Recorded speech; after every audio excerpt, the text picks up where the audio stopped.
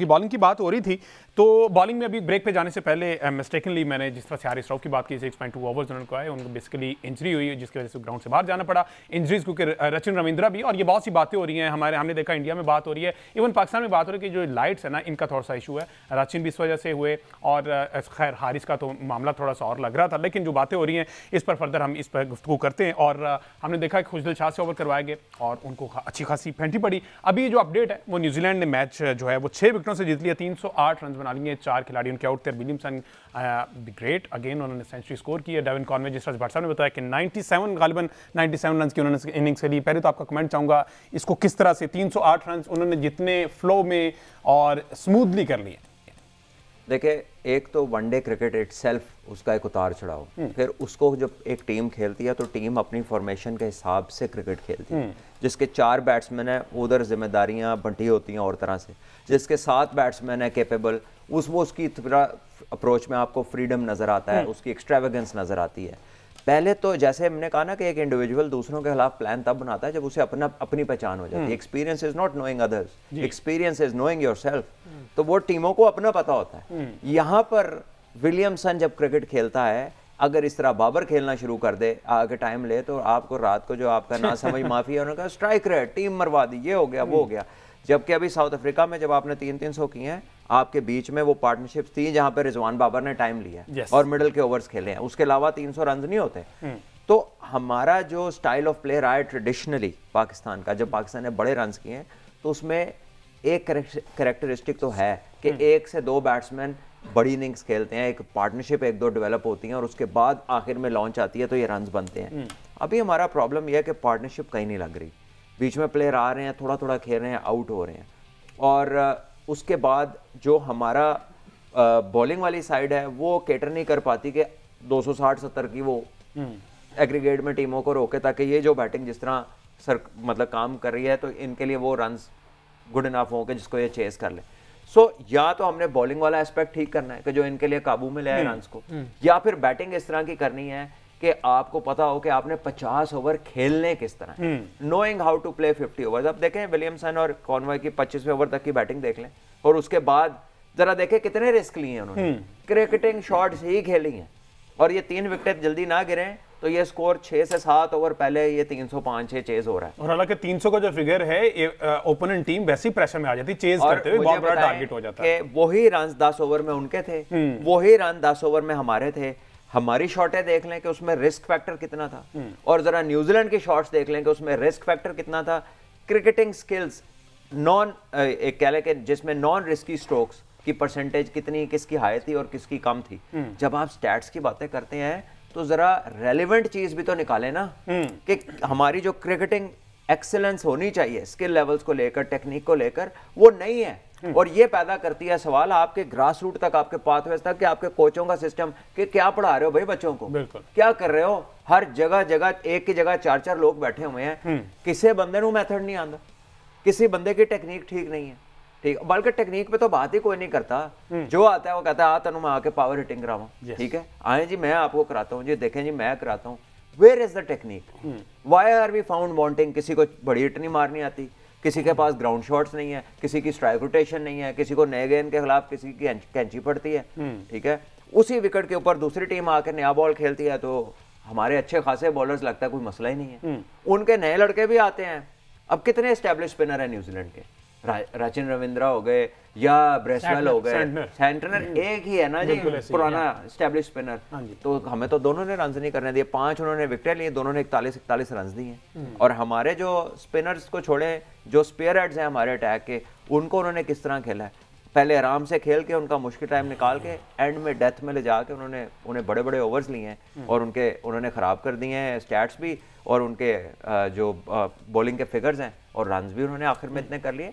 तो ये चीज़ें हैं जिसमें पाकिस्तान को सोचना है कि हमने जाना किस तरफ है।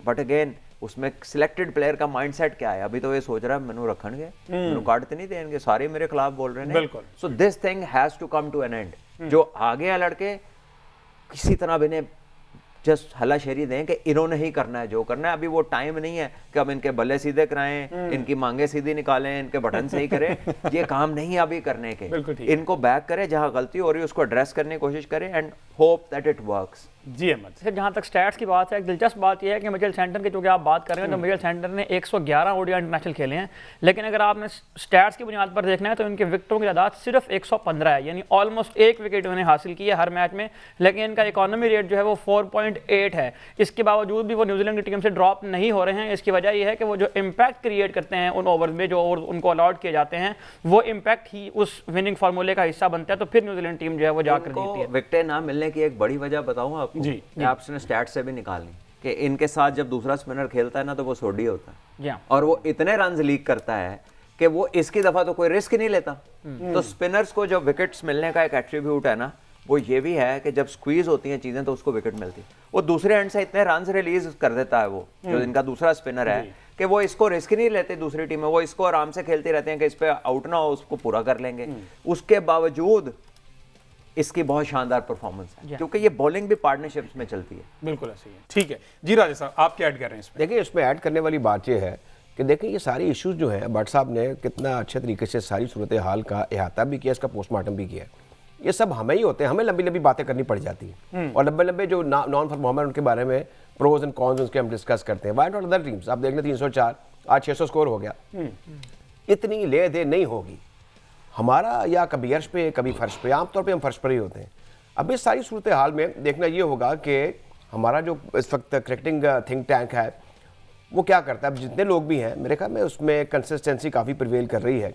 अभी कोई उतार चढ़ाव इतना नहीं हो रहा, कोई कार पिछाड़ नहीं हो रहा। तो इसमें अभी देखना होगा कि हम to go to every extent to this the coming coveted Champions Trophy हम क्या रद्द बदल कर सकते हैं, क्या ड्रास्टिक तब्दीलियाँ ला सकते हैं। कास्ट हैव बीन डाई, मैं नहीं समझता कि अब जाकर आप एक दो तब्दीलियाँ करके जो आएंगे, जो रीइंफोर्स होंगे, अगर वो फेलियर्स हैं या नहीं भी हैं तो वो क्या कुछ कर दिखाएंगे, that remain to be seen. दूसरी बात साहब ने अभी उस बात को मैं दोबारा उसको कर देता हूँ। मैं खुद भी ये महसूस करता था कि हमारे जो पेसर्स हैं, आप देखें जो क्रीज का इस्तेमाल बड़ा इंपॉर्टेंट होता है, वो बॉलर ही नहीं है जो क्रीज का अच्छा इस्तेमाल नहीं करता।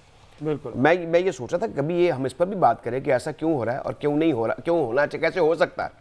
तो इस वक्त देखें 2 बॉलर हैं आपके कोचिंग स्टाफ के अंदर। बिल्कुल, आकिब जावेद से बेहतर कौन समझता होगा? I don't know why it's not happening. या फिर वो जो मैं बात करता हूँ तो कि दाग तोते को पढ़ाया पर वो हेवा ही रहा वाली बात है, जिनकी बातें समझ में नहीं आती। आज जो मेरे ख्याल में हम अगर कतई नज़र इसके कि कौन जीता कौन हारा या हमारे साथ क्या हुआ, तारीफ करना होगी जो सरफेस है उसकी, जिस पर रन्स बने और आउट भी हुए। लेकिन जो करेक्टर है न्यूजीलैंड का, उनकी बैटिंग का और उनके जो एक्स कैप्टन है उनका भी, वो आपने देख लिया कितना उभर कर सामने आया है। तो ये वो टीमें हैं देखें हमजा जो तरक्की कर रही हैं, जो नाम बना रही हैं।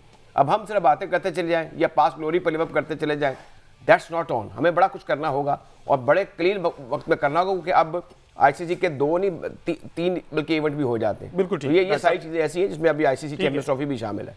Gate back to the Pakistan performance. आखिर कब तक मेरे जैसे बाबर आजम के जो क्रिकेट फैन है बाबर को सपोर्ट करेंगे? बाबर की जितनी भी हैं फिर से 10 रन पर और फिर से स्पिनर से आउट हो गए। आप देखा भी कि स्पेसिफिकली उसके लिए स्पिनर वहाँ पे फील्डर लाया गया, उस बॉलर को लगाया गया, बाबर ने फिर वहाँ पे निकल के वही शॉट खेला। अगर वो नहीं खेल सकते थे छोड़ भी सकते थे।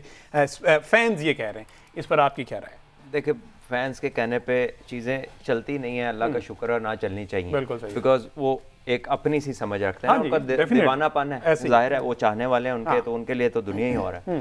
बात यह है कि जब आप निकले हैं और आपने ऑन की तरफ खेला है तो वेल बोल्ड टू ब्रेसवेल, उसने लाइन की जो अपनी लेंथ की एडजस्टमेंट किया, गेंद को थोड़ा सा पीछे पिच किया, थोड़ा सा स्लोअर इन पेस किया, थोड़ा एक्स्ट्रा बाउंस था जिसको बाबर जो है वो जमीन पे खेलने में नाकाम रहे।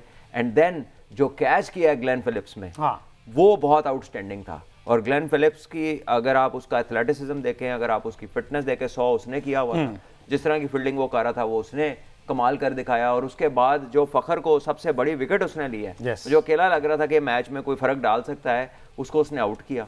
ठीक है, और अभी ये 7 विकेट कीपिंग भी करता है जो कि इसने इस मैच में नहीं की। So just imagine the kind of athlete that he is, जितनी उसमें मल्टीपल क्वालिटीज हैं और सारी के सारे टॉप लेवल की स्किल्स हैं। तो आपको एक फिनिश प्रोडक्ट जो अभी हमने कोचिंग को लेके बात की है वो नजर आती है कि ये क्या चीज़ है। और उसका फिजिकल एट्रीब्यूट है। जब वो पॉडकास्ट में मेरे सामने बैठे थे तो मुझे ऐसे लगता था कि मैं कोई मिस्टर किसी कंट्री का जो मिस्टर जैसे चैंपियनशिप टाइटल होता है ना बॉडी बिल्डर्स का, किसी ऐसे बंदे से बात कर रहा हूँ। हर एक चीज जो है ना वो रिप्ट थी और पता लग रहा था कि सामने कोई ऐसा एथलीट बैठा हुआ है। तो ये वो एट्रीब्यूट्स हैं जो हमारे मिसिंग हैं, because we haven't learned, we haven't studied, हमने पढ़ा ही नहीं है, हमें पता ही नहीं दुनिया में इंटरनेशनल एथलेटिसिज्म है क्या।